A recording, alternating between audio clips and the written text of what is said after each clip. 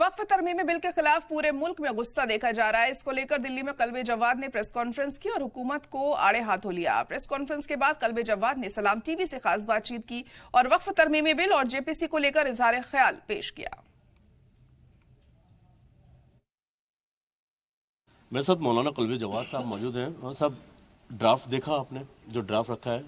Draft जो है पुराना वाला हमारे पास है, जो उन्होंने असली पेश किया था, वो पूरा हमारे पास मौजूद देखा आपने? नया वाला ड्राफ्ट अभी उसको ओपन ही नहीं किया। उसको क्या है उसमें आपत्ति क्या क्या है आप लोगों को? क्या आपत्ति जो हमने दिखा दी वहाँ पर, क्या है पूरा हम दे चुके हैं।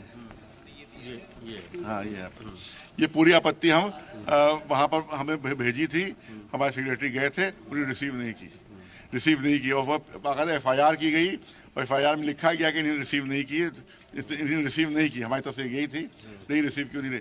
इसी तरह वहाँ के शिया वक्फ बोर्ड के चेयरमैन वो लेकर गए थे, उन्होंने कहा यहाँ भेज के चले जाओ, जाल के चले जाओ। उनका हम बोलना चाहते, कहा बोलने नहीं दिया, उनको किसी को बोलने नहीं दिया गया। आप मेन स्टेक होल्डर हैं, आपसे किसी ने बात की वक्फ बोर्ड के दौरान? वक्फ बोर्ड की जो जेपीसी थी उसने कभी मुलाकात नहीं की, ना बात की। और बड़े बड़े उलमा लखनऊ के, यूपी के, किसी से बात नहीं की।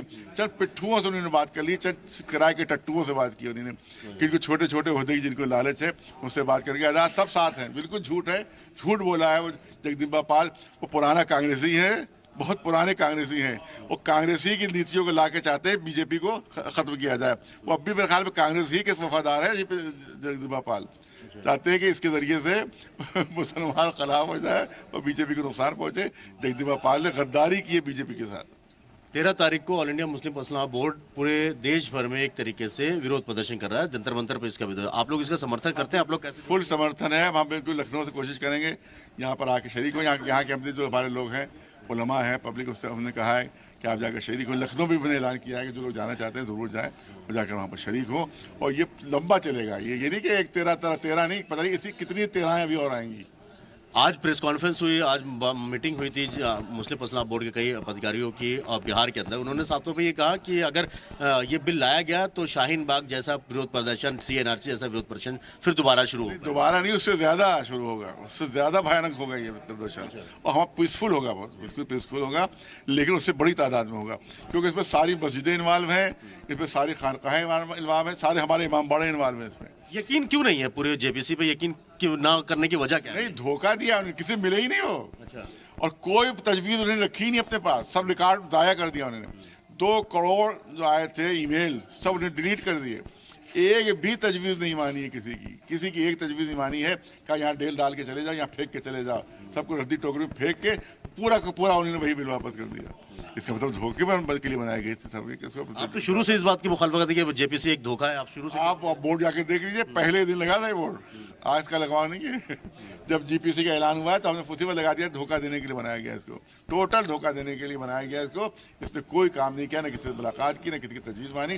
चंद टट्टू जो थे, जो पहले इनके रह चुके थे, कोई वाइस चांसलर रह चुका था, उसको है कि दोबारा वाइस चांसलर बना दिया जाए, कोई कहीं अफसर बना था, दोबारा उसको है कि अफसर बना दिया जाए, ऐसे ही लोगों को बुलाया।